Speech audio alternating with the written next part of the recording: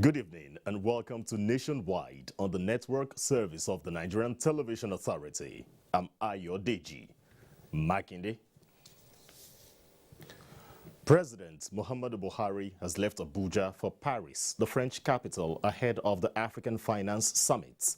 State House correspondent Adamu Sambo reports that the summit will focus on reviving African economy following shocks from coronavirus pandemic and getting relief, especially from increased debt burden on countries. President Emmanuel Macron is to host the summit, which is expected to draw major stakeholders in the global finance institutions. Participating heads of government are to collectively discuss external funding and debt treatment for Africa and private sector reforms. During the visit, President Buhari will meet with the French president to discuss growing security threats in the Sahel and Lake Chad region. Also to be considered are political relations, economic ties, climate change and partnership in buoying the health sector, particularly in checking the spread of COVID-19 with more research and vaccines. President Buhari was seen off at the airport by the Minister of the FCT, Muhammad Musa Bello, Chief of Staff to the President, Professor Ibrahim Gambari, Acting Inspector General of Police, Usman Alkali Baba, Director General, Department of State Services, and other senior government officials. The Catholic Church in Nigeria has used the occasion of this year's World Communication Day to send an advisory message to internet users, especially in the country. At the commemoration mass, which held at the Catholic Secretariat of Nigeria, Abuja, the Catholic Church admonished internet users to refrain from using their mobile phones for spreading fake news. Ekene Ndulwe reports. The continuing threat of hate speech and fake news proliferation in Nigeria has been a source of great public concern. This is because of its threat to peace, unity, stability, and corporate existence of the country. To check the trend, the federal government has invested billions of money in enlightenment and advocacy campaigns. The Catholic Church has now raised the bar in this advocacy against hate speech and fake news. In its World Communication Day message, the Church frowned at what it called armchair journalism and nudged journalists to always make efforts to verify information they disseminate. We want to encourage in Nigeria, come and see model of journalism. Somebody on the spot, empathic journalist that will report events, actual events, because the person was there to see the events and feel the pulse of the people. Because journalism is not just a career, it is actually a call, a vocation, a ministry. It wasn't all hard knocks on journalists. The presiding bishop at the Mass, Bishop Dennis Isuzo, appreciated journalists for sacrifices they make as watchdog of the society. Bishop Isuzo also admonished Nigerians to show greater responsibility in the use of the internet by desisting from spreading unverified information. In Abuja, Ekene Ndulwe, NTA News. Joining me in the studio to discuss more on this year's World Communications Day is the National Directorate of Social Communications, Catholic Secretariat of Nigeria, Very Reverend Father Michael Nsikakumo. You're welcome to Nationwide. Thank you very much, Michael. The theme for this year's World Communications Day is Come and See. What informed the choice of this theme? Come and see, thank you. Come and see has a biblical background. First starting with Jesus encountering his disciples for the first time, would-be disciples, and first he asked them, come and see where I live, because they asked him, where do you live? Before you want to follow me, come and see me, get to know me from my base. And another biblical background will be the Samaritan woman by the well Jesus encountered, and after the interaction and dialogue, she ran into the village and told the villagers, come and see the Messiah, one who knows me as I am really. So it's through that come and see process that people come to know by themselves, not just what they are told, but the truth as it is. So that informed that choice of the theme. But applying that theme now to the use of the modern media, particularly the social media, is just first that the church is aware that these technologies are great gifts to humanity. It can reach out to more people, it's building families, it's building relationships, but it also has the capacity to destroy not just families, but even the world at large. So the church is calling everybody to be cautious and careful. Check, recheck, seek to know, verify before you spread, before you share. And all that is in view of trying to make sure we have a sane society, because there's a lot of danger inherent even in this beautiful gift of technology. Now that you've laid the foundation that started over 2,000 years ago through in the time of Jesus Christ, and then narrowing it down to what we have at the moment, which is the use of technology to spread fake news, right. Beyond cross-checking the facts that were put outside there for many people to see, what extra thing should we still do to ensure we don't damage the fabric of our society? Thank you. In the first place, we must make more facts about social media, the inner workings of social media known to people. And that highlights the need for media literacy. Because the technology of social media is more like loaded gun in the hands of many people who never have training or whatever. So while they enjoy the beauty of it, in quotes, they are not aware of the danger inherent. So first, media literacy must be emphasized. Media literacy. Secondly, it's good for people to know that there are interest groups that are behind the use, the production of this social media technology, who indeed manipulate it in order to maximize profit. So social media, as it were, according to research, has been made in such a way that fake news spreads 6 times faster than normal good news. Because fake news thrives, lies and sensation thrives. And that is what the church is calling our attention to, all of us. Gone were the days when we had professional journalists like you, great job you're doing here, where they are trained, they understand the ethics of journalism and everything, but now everybody with the phone is an amateur journalist, as it were, and they don't even know what's happening. So we are saying, before you click that button to share, verify. And if you are not sure, better don't act. And don't share what you don't believe in, what is not good, or whatever will not build the society and enhance peace. No matter what, because in the end, we all need peace, and there is no price too much to pay for peace.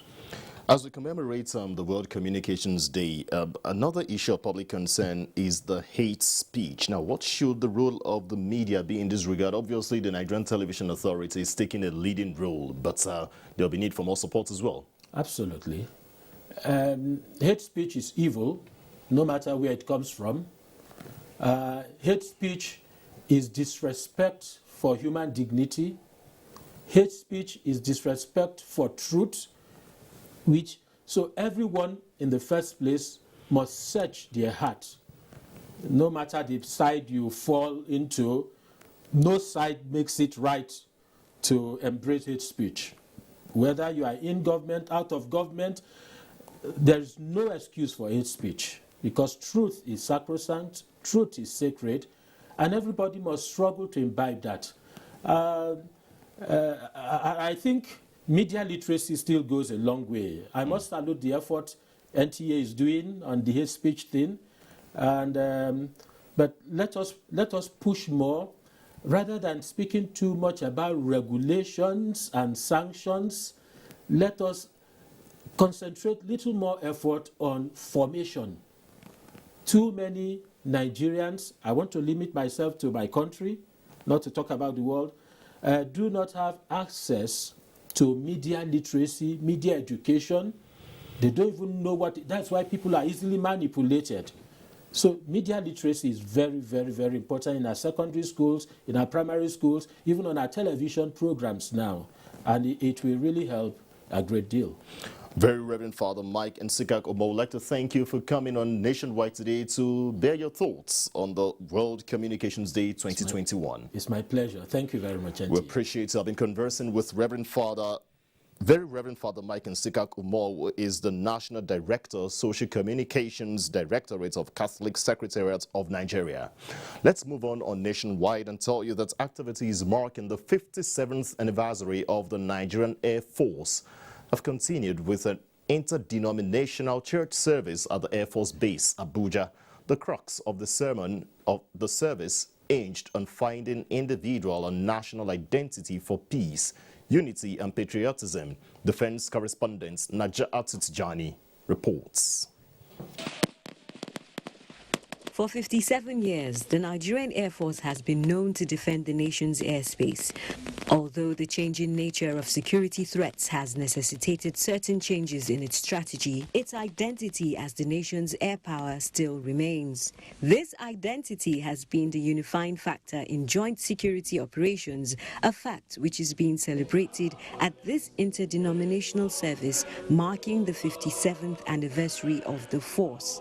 No wonder the sermon taken from Matthew chapter 16 verses 13 to 20 hinges on the message, "Who do people say I am?" The question Jesus asked his disciples. We are a family.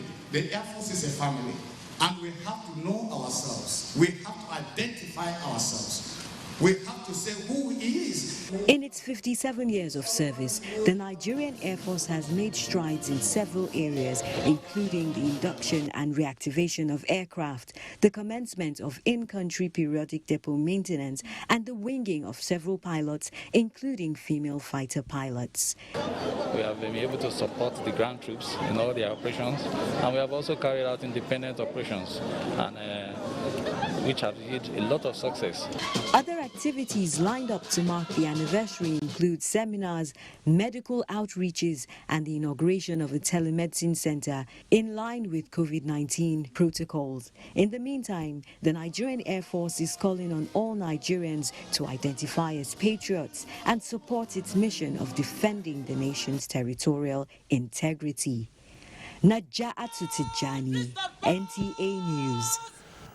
From Kaduna State comes a report that a strike looms this Sunday by the Nigeria Labour Congress to protest downsizing of workforce, as stakeholders say dialogue is the best option of resolving issues raised by the state's government and labour union. Suleiman Abdullahi Regachikun has details.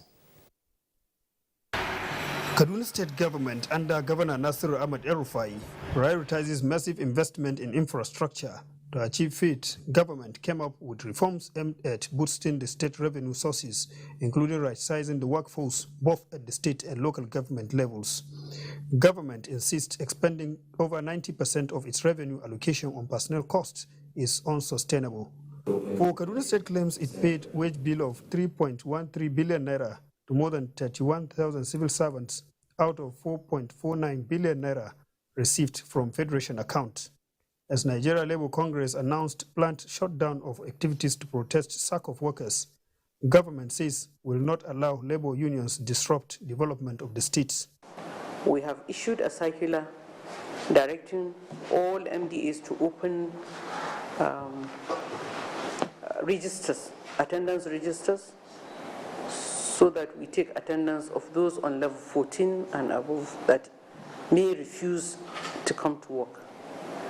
Those below level 14 should continue to stay at home until we issue a circular to recall them. In an interview off camera, Chairman of Trade Union Congress Kaduna State Chapter says members will not participate in planned shutdown. Stakeholders frown at grandstanding, advising the state government and labor union to settle their differences at the negotiating table. I therefore appeal to the government and the state National Nigerian Labour Congress to say please and please continue on the dialogue table? A dialogue is the best option. A principled conflict management expert said, you should continue to dialogue and dialogue and dialogue. The best way out right now is dialogue. Government must accept to dialogue with labor, with its workers. The one strike is for 5 days. Suleiman Abdullahi Gachkun, NTA News. It's time to join Adeola in our Lagos Network Center for the continuation of Nationwide. Hello, Adeola.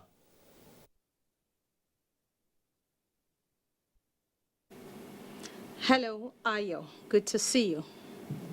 It is no longer business as usual for hoodlums perpetrating traffic robberies, unleashing mayhem on unsuspecting motorists and members of the public along Igomu-Apapa axis, as the Lagos State Task Force on Environmental and Special Offences have ejected illegal squatters and demolished all shanties harboring criminals under Igomu Bridge. Musa Toliat completes the report. It was an enforcement that did not happen from the blues, as a few days ago, a quit notice with a 3-day ultimatum was publicly issued to illegal occupants of the Igamu underbridge.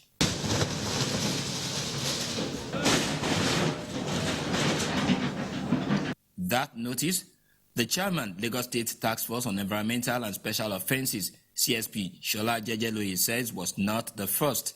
He says the illegal squatters under the bridge and owners of abandoned vehicles had earlier been given 6 months' notice to vacate. We want to make this place very, very habitable. We want to create a very good environment where everybody can do business, where we can know what is the real cause of the gridlock. We'll tackle it, we'll destroy the bottleneck, and there is free flow of traffic, and there is no traffic robbery any longer. Sometimes they create artificial traffic. And one of the areas we can key into this, we can do our own bit by fulfilling all righteousness, is by demolishing all these shanties. He noted that relevant government agencies, including Ministry of Environment and Water Resources, Lagos State Waste Management Agency, LOMA, LASPAC, and security agencies have been mandated to take possession of the area for cleaning up and managing the area. In Lagos, Musa Tolian, NTA News.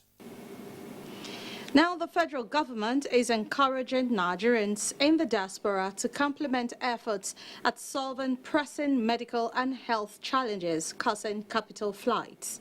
Chairman and Chief Executive Officer, Nigerians in Diaspora Commission, Abike Dabiri Erewa, stated this while inspecting the Cancer Center and Specialist Hospital in Lagos, set up by Nigerian doctors in diaspora. Diana Ajali reports.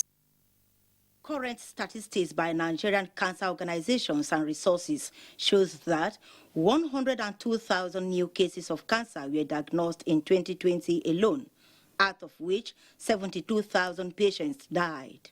Over the years, majority of cancer patients embark on medical tourism abroad to assess treatment based on more effective service delivery and availability of standard equipment. To change this narrative, Nigerian doctors in diaspora have set up an international cancer center and specialist hospital, fully equipped with the world-best facility. We wanted to deliver the best care for patients. We wanted to make sure that all the treatments we offer are of international standards.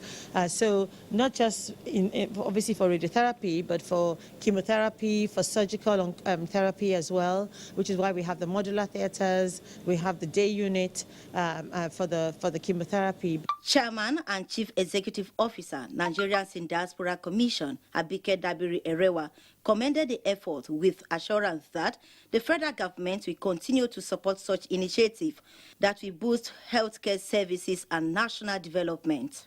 With this here in Lagos, you don't need to go abroad for anything that's with cancer. Even your comprehensive medical test and a few other things, you don't need to go abroad. This for us is a very worthy investment and really good news.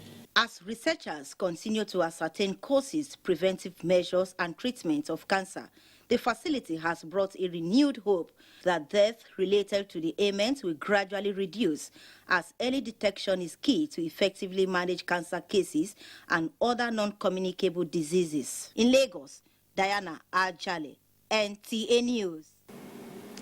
We'll take a break now. Nationwide will continue thereafter. Please stay with us.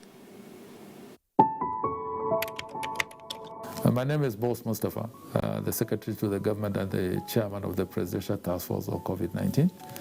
I've just had the rare privilege of taking my first dose of the Oxford AstraZeneca vaccine, and I can tell you that we are doing very well in terms of our response and the administration of the vaccines all over the country.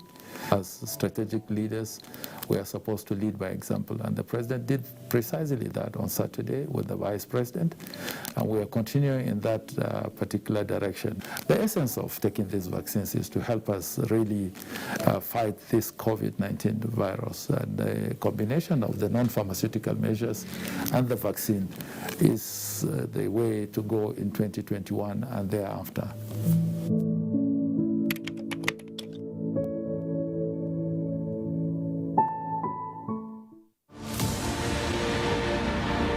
Visit our website on www.nta.ng for more news and updates, or follow us on Twitter at NTA News Now. You can also like us on Facebook at www.facebook.com/NTA Network News. Stay connected and subscribe to our YouTube channel at www.youtube.com/NTA News Online. Watch our news live streaming at www.nta.ng/live.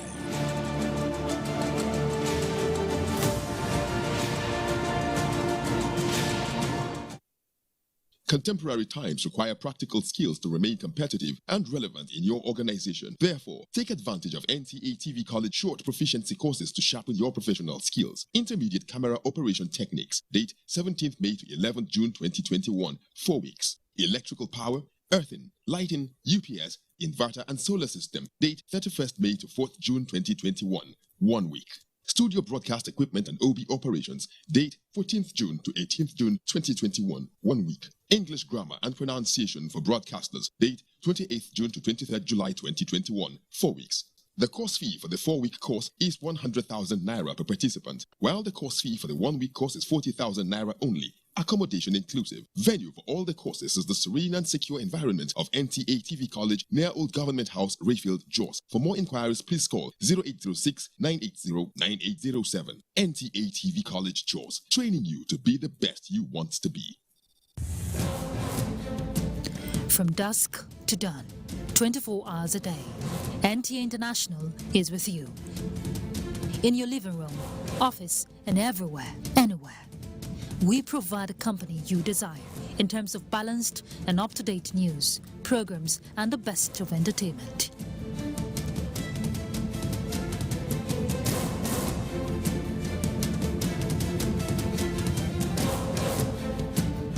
Tune in to DSTV channel 251, GoTV channel 91, Freeview channel 264, or live streaming via www.visiontv.co.uk. Application for iOS or Android. You can also see us on Facebook and YouTube for quality content on the go.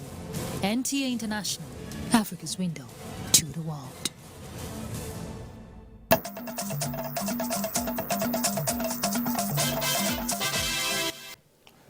You're welcome back.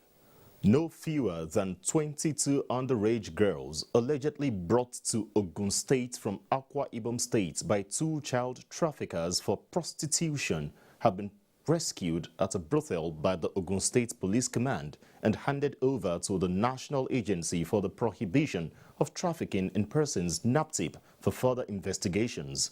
Yemi Dalimo reports.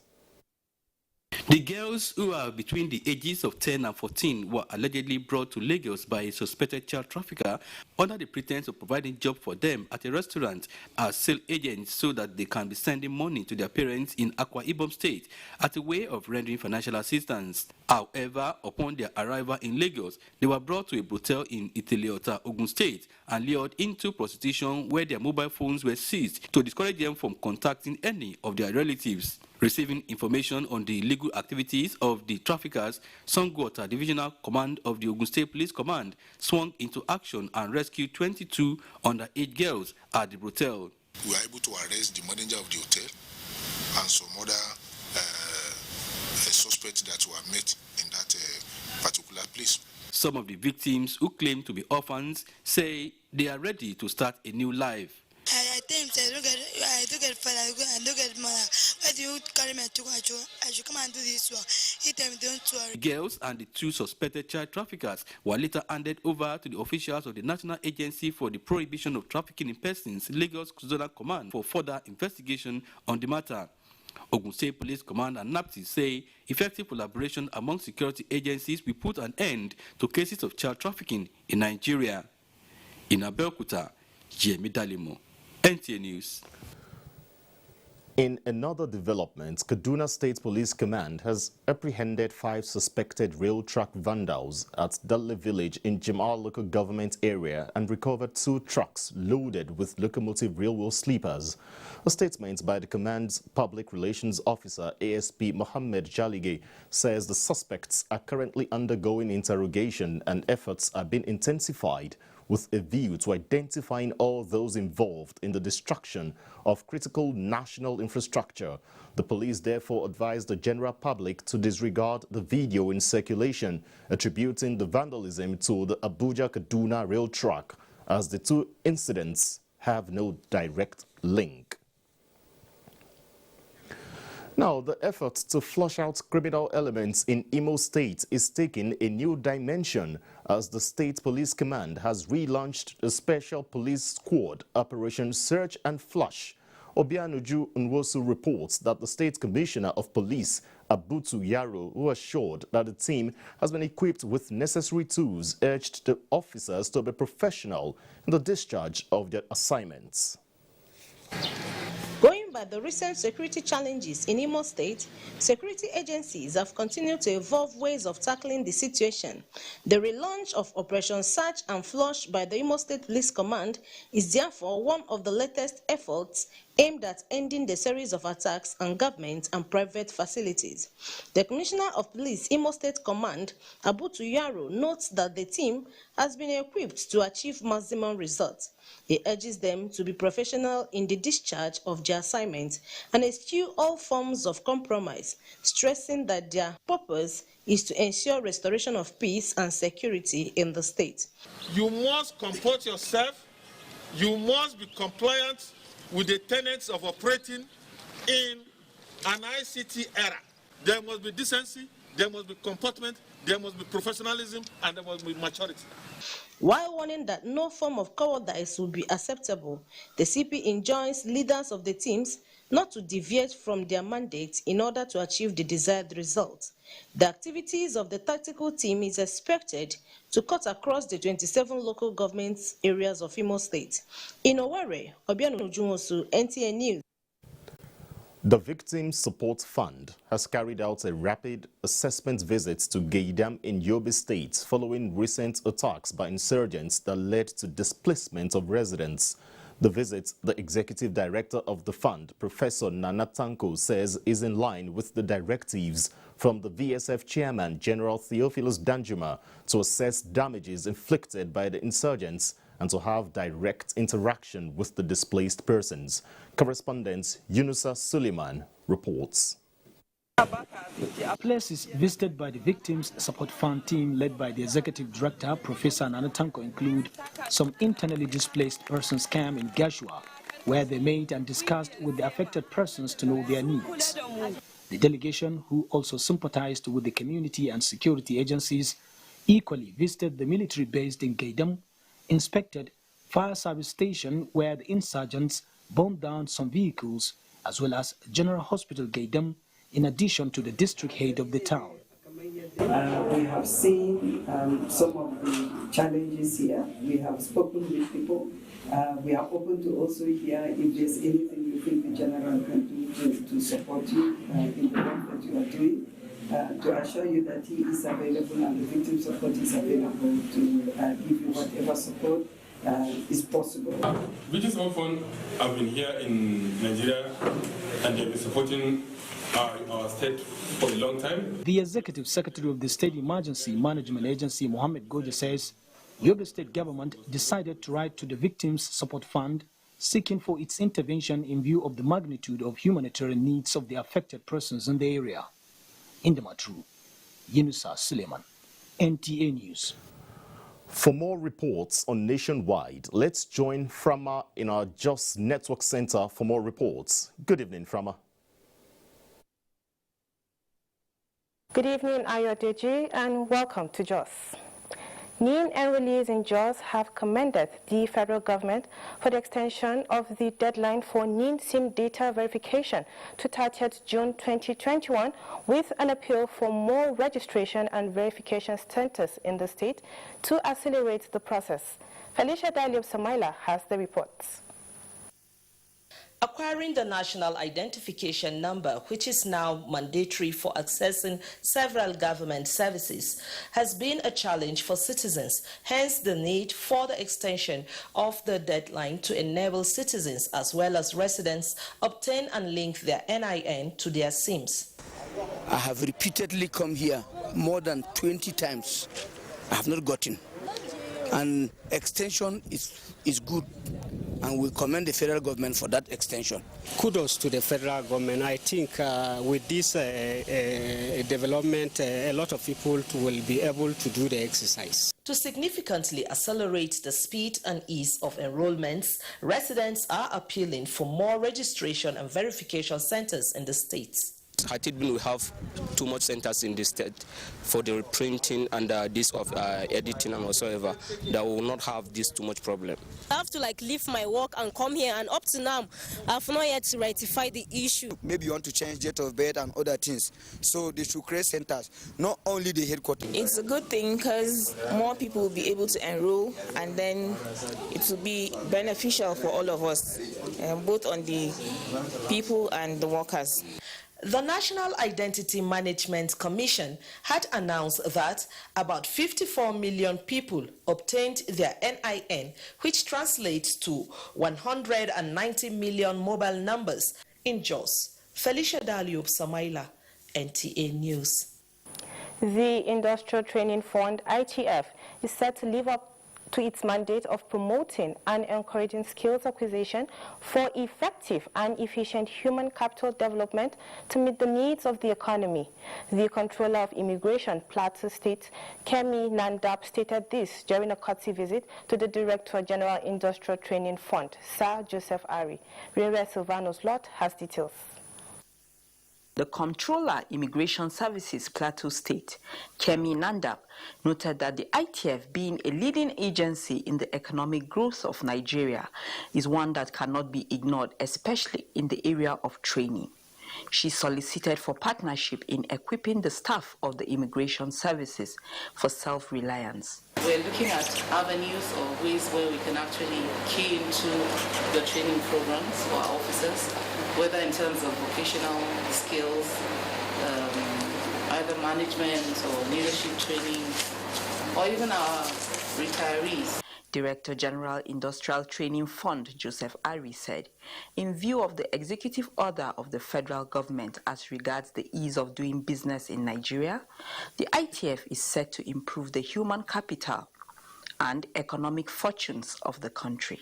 A collaboration and partnership with the immigration service would be a welcome development. We cannot but come together so that we can harness, our strength and resources together.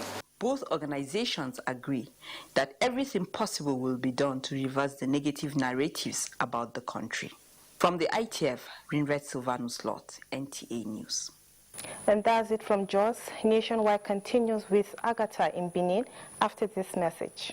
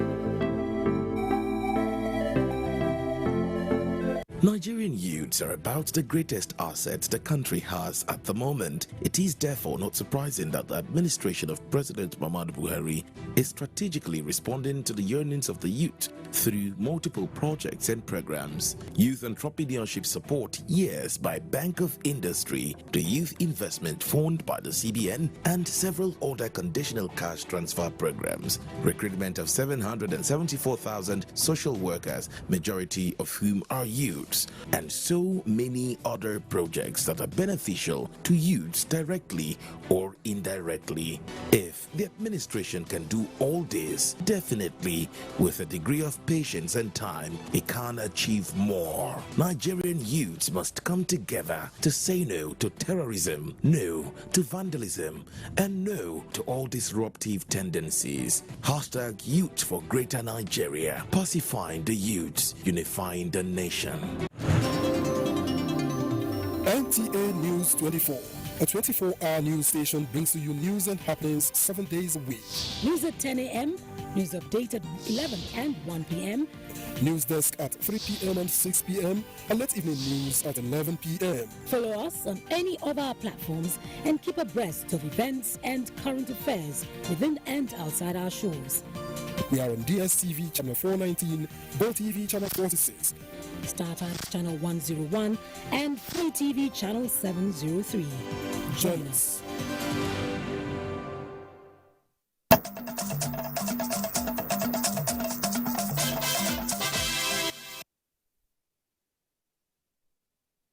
For staying on nationwide, and this is the Benin Network Center. The Catholic Pontiff Pope Francis is advocating the promotion of freedom of the press at all times. This is contained in his message as the world marks the 55th edition of World Communication Day. Dennis Temple reports on the celebration in the Catholic Archdiocese of Benin. The Pope's message, delivered by the Archbishop, emphasized the need for all to verify sources of information before spreading such information. He wants policymakers to provide safer grounds for media practitioners to function. Let us verify every news we hear or read about in the social media before accepting or propagating it. It's very, very apt. It's reminding us more and more of the news for what in NTA we call eyewitness news. The theme of this year's celebration is Come and See, Build Stronger Bond of Unity. The government should be up and about and see journalists as the partner in progress. As Christian media practitioners, we are expected to uphold the truth of Christ through the use and practice of our communication skills. Highlights of the celebration was the blessing of tools by the Archbishop and a Thanksgiving offering by media workers.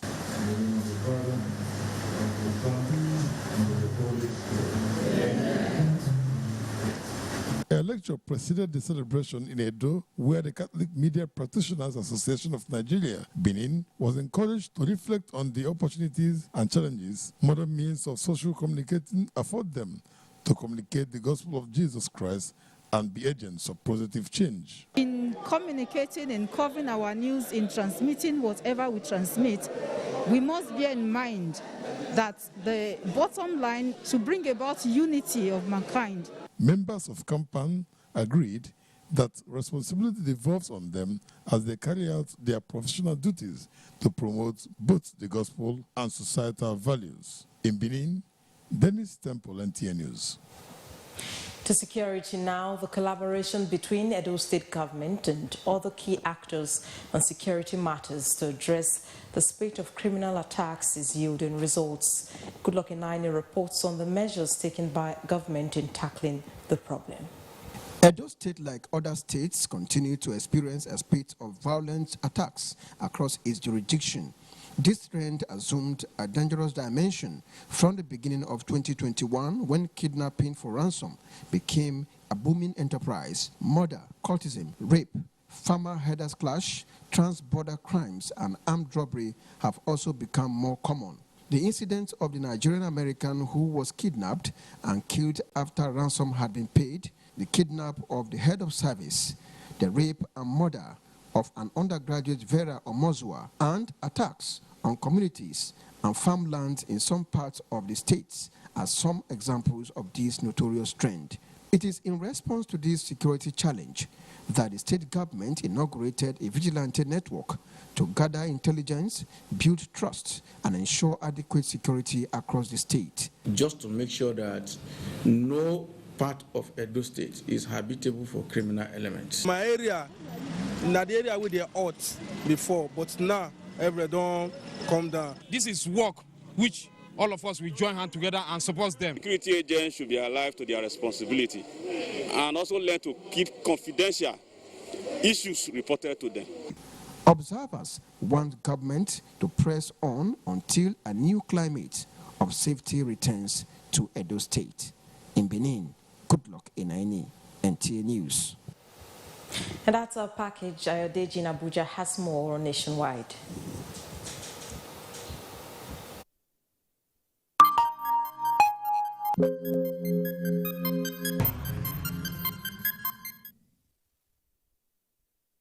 Back here in Abuja, let's tell you that the Nigeria Center for Disease Control, NCDC, as at 15th May, confirms 41 cases of COVID-19 in the country.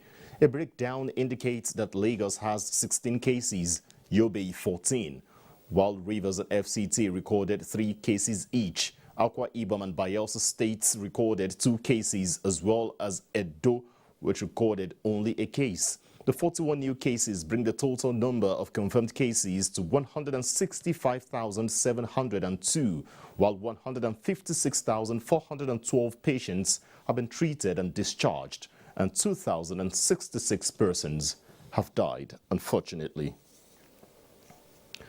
Bauchi State Primary Healthcare Development Agency has commenced the administration of the second dose of the COVID-19 vaccine, with a call on the people to continue observing the non-pharmaceutical preventive measures. Mahmoud Ibn Muhammad reports. Having already vaccinated over 47,000 people with the AstraZeneca COVID vaccine, Bauchi State has recorded over 80% success in the first phase of the exercise. The guidelines worldwide is to receive the second dose between 3 to 12 weeks. And the longer you stay before receiving the second dose, the more protection you will receive according to the available studies.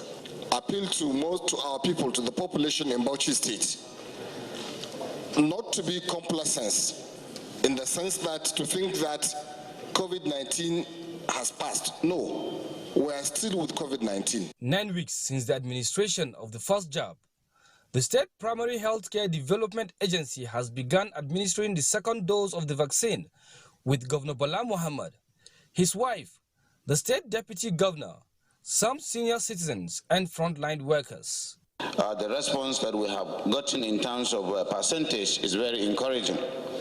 We want to call on the federal government to work with the states to make sure whatever needs to be done is done, to deploy resources to procure these vaccines for total coverage of our citizenry. We have to know that the vaccines are not a perfect fix for COVID-19 infection. We still need to practice other precautions like wearing masks, social distancing, hand washing until public health officials say otherwise. With only 14 cases so far under management, the state has recorded only 540 cases this year with no casualty. In Bauchi, Mahmoud Ibn Muhammad, NTA News.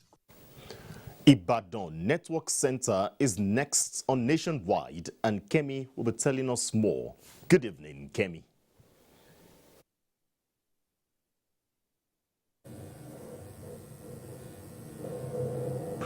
Thank you, Ayodeji, and welcome to Ibadan. The need to involve people at community level in decision-making towards resolving security issues in the country has been emphasized. This was part of the resolution at the Peace and Security Summit in Ibadan. Larry Bilay completes the report. It is a symposium on the worrying security situation of the country, attended by political bigwigs, members of the House of Representatives, traditional rulers, and the governor of Ekiti State. An issue that calls for deep reflection from all of us as Nigerians, the question of security and safety in our country. The guest speaker, who talked on four-dimensional framework for building peace and security in Nigeria, recommended as panacea to the country's insecurity challenge the urgent need for stakeholders to go back to community engagement. The problems of security that we are witnessing in Nigeria, they emanate from communities. What the government is supposed to do in the first place, which is to at least recognize the traditional rulers constitutionally, they have to come back to that. We need to educate people that they must be cautious of security. We all have to understand that there's a problem and we can't keep living in denial, and that's what the lecture has been about. Today, what is that problem that everybody wants to solve like this? It is China's case of insecurity that is ravaging Nigeria from the south and the north. With the theme, National Security and Peace, Role of Government, Citizens and Institutions, the symposium aims at providing sustainable solution to the nation's current security challenges. In Ibadan, Larry Bileyi, NTA News. Islamic scholars have admonished Muslims not to let the benefit of fasting in the month of Shawwal, which comes after Ramadan, elude them. They gave the admonition while speaking on the next 6 days fasting, said to be equally rewarding for the faithful. Wasiu Rauf has more. The commencement of every month of Shawwal, which is the 10th month of the Islamic lunar calendar, hence the 30 days fasting of the month of Ramadan. The month of Shawwal, like any other month in the Islamic calendar, has certain obligations on Muslim faithful to observe, particularly fasting for a number of days during the month. It is against this background that Islamic scholars emphasize the significance of the month in the life of every Muslim. They therefore urge Muslims to utilize the opportunity therein to fast for 6 days and engage themselves in other rewarding good deeds during the month of Shawwal, as it was prescribed by the Prophet Muhammad. The tradition of the Prophet said, whoever fasts 30 the whole of Ramadan, and he now follows it up with 6 days in Shawwal, Allah will reward him as if he has fasted the whole year. Quran says, when you do one act, you will be rewarded in 10 manifold. Meaning that if you have fasted 30 days in Ramadan, you have 300 days. We urge all Muslims to fast Sita Shawwal during this month of Shawwal. And there are no advice for the women who breaks their fast during the month of Ramadan to complete it before starting their Shawwal. The scholars also noted that the month of Shawwal is part of preparation towards Hajj. In Oshogbo, Wasiu Rauf, NTA News. And that's it from Ibadan. Ayodeji, it's back to you. Thank you, Kemi. The national president of Nigerian Association of Women Journalists, NAWOJ, Ladi Bala, has added another feather to her cap as she bags the award of a distinguished fellow of the Institute of Strategic Entrepreneurs of Nigeria. Thomas Ogbetere was at the ceremony. Institute of Strategic Entrepreneurs of Nigeria says the award to the president of the Nigerian Association of Women Journalists, NAWOJ, Ladi Bala, was in recognition of her passion and contributions towards the empowerment and education of the girl child. I'm one person that has been very passionate about the plight of the girl child in northern Nigeria. So on my own, I do go to schools, to encourage young girls to see that they are priceless, to encourage them to understand who they are, that the fact that they are girls, they are not less human beings, that whatever the society says about them is not exactly who they are, that they have all the potentials and they have all the opportunities to become who actually God has created them to be. Ladi Bala received the award alongside 29 other notable Nigerians, including the Emir of Buhari Area Council in the Federal Capital Territory. To support them to do more, to go beyond their necessary environment. If they were actually empowering 1,000 people before, let them empower 2,000 people. Let them go about to talk about how to be able to enrich a larger society, not just the immediate society, so that we can be able to muzzle up with other nations that are doing greater things in the entrepreneurship space. So that is what we expect from them. So that don't depend on the government alone. There are things we can do on our own. And sometimes we don't even follow the instruction. We don't follow the rules and regulations. We default. NAWAJ President Ladi Bala advised women to ensure that more of them are elected into office during the 2023 general elections. In Abuja, Thomas Ugbetere, NTA News. Now let's talk sports and start with the Nigeria Professional Football League, where the much anticipated return of Super Eagles captain Ahmed Musa is underway now as Kano Pillars are taking on Adamawa United in a match day 21 fixture of the Nigeria Professional Football League. At the end of first half of that encounter, it's goalless because the match is live on the NTA Sports 24 on Star Times Channel 270, Star South Channel 434 and Free TV Channel 731. In other results, as at first half of match day 21 of the Nigeria Professional Football League, O.C. Martins scored the lone goal so far for Lobby Stars of Makudi as they lead FC Ifeanyi Uba by a lone goal after the first 45 minutes, while Warri Wolves are losing by 2-0 to visiting MFM FC of Lagos. Let's join Amanzi Marcos now for more reports on other sports stories.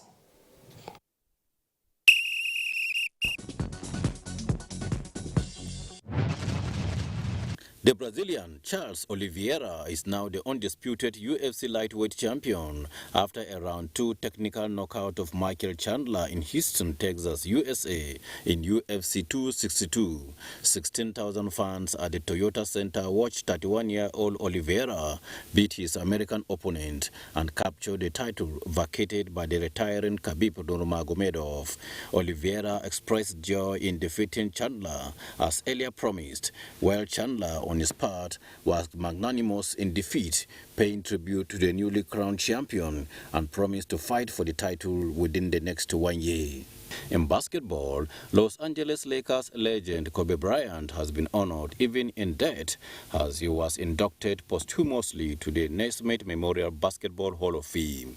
The 5-time NBA champion died last year at 41 in a helicopter crash alongside his daughter and 7 others. Bryant's widow, Vanessa, offered an acceptance on his behalf, thanking the late star for being the best husband and father. With sports update, Manzi Marcus, NTA News.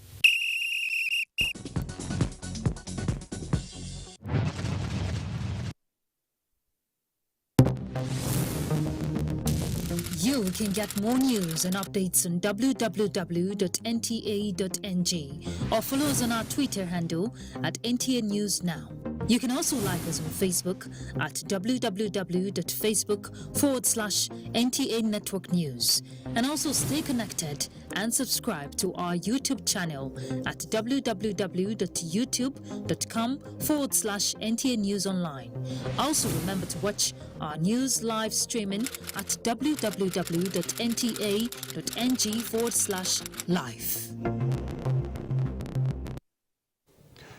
Now let's tell you before we go that President Muhammadu Buhari is on his way to France for the French capital ahead of the African Finance Summit.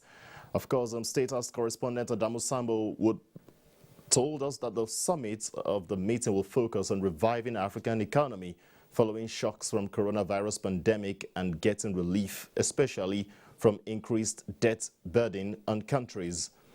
The president, who was seen off at the airport, was seen off at the airport by FCT Minister Muhammad Musa Bello, Chief of Staff to the President, Professor Ibrahim Gambari, Acting Inspector General of Police Usman Alkali Baba, Director General, Department of State Services, and other senior government officials. Participating heads of governments at the summit are to collectively discuss external funding and debt treatment for Africa and private sector reforms. During the visit to the French capital, President Buhari will also meet with the French president to discuss growing security threats in Sahel and the Lake Chad region. Also to be considered are political relations, economic ties, climate change, and partnership in buoying the health sector, particularly in checking the spread of COVID-19 with more research and vaccines.